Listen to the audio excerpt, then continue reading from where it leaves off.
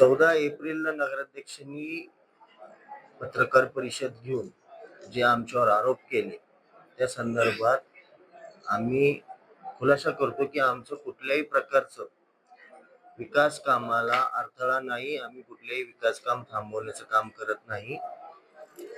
अष्टविनायक मार्गला असणारा तो रस्ता आहे, त्याच्यात ते मुतारीचं काम करतायत. त्याला कुठल्याही प्रकारची PWDची NOC किंवा अष्टविनायक मार्गाची NOC न घेता बेकायदेशीररित्या ती साखळी पद्धतीने टेंडर प्रक्रिया केलेली आहे आणि ती अनधिकृत आहे असं आमचं मत आहे.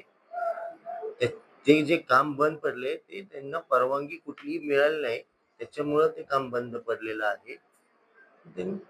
प्रक्रिया चुकीची आहे असं आमचं मत आहे. या सगळ्यामध्ये तुमच्याकडे काय मुद्द्यांच्या संदर्भामध्ये काय पर्याय आहेत किंवा नेमकं तुम्ही काय त्यांच्याशी चर्चा झाली होती या सगळ्या टेंडर प्रक्रियेमध्ये तुमच्याशी काय बोलणं झालं? आम्हाला कुठल्याही ह्या टेंडर प्रक्रियेची माहिती नाही. आमच्या आरोग्य सभापतींनाही मी माहिती विचारली, पण आरोग्य सभापतींनाही विश्वासात घेतलेलं नाही. ही प्रक्रिया जी केली ही मुख्याधिकारी व नगराध्यक्ष यांच्या माध्यमातून झालेली प्रक्रिया आहे.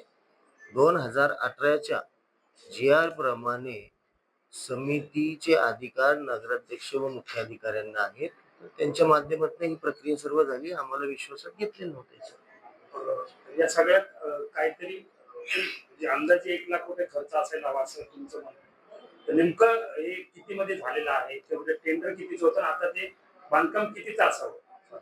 टेंडर जे पब्लिश केलं गेलेलं आहे ते टेंडर साधारणतः 4 ते 5 लाखाचं आहे आणि आता जे सद्यस्थितीत बांधकाम झालेलं दिसतंय ते 70 ते 100 फुटाची मुतारी बांधकाम केलेलं आहे.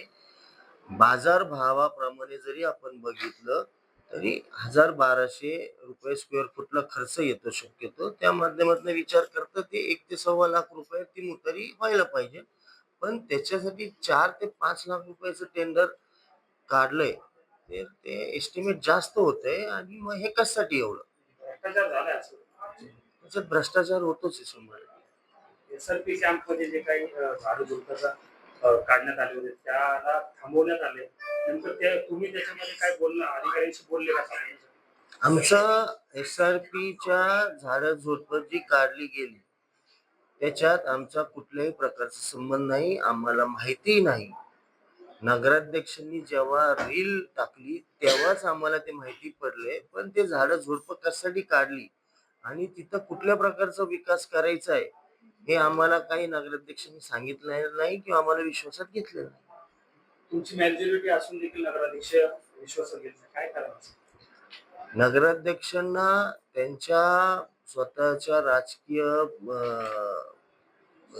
राजकीय भविष्यातलं त्यांना त्यांच्या पद्धतीने चालवायचं असेल असं दिसतंय. कारण जेव्हा आम्ही कुठले ठराव करून देतोय त्यानंतरच नगराध्यक्षांनाही सगळ्या गोष्टी करता येतात. पण ते आता सद्यस्थितीत आम्हाला कुठल्या गोष्टीत विश्वासात घेत नाहीये कारण आमच्या सभापतींनाही माहित नसतं. भ्रष्टाचाराच्या बाबतीत तुम्ही कुठे तक्रार करणार आहात?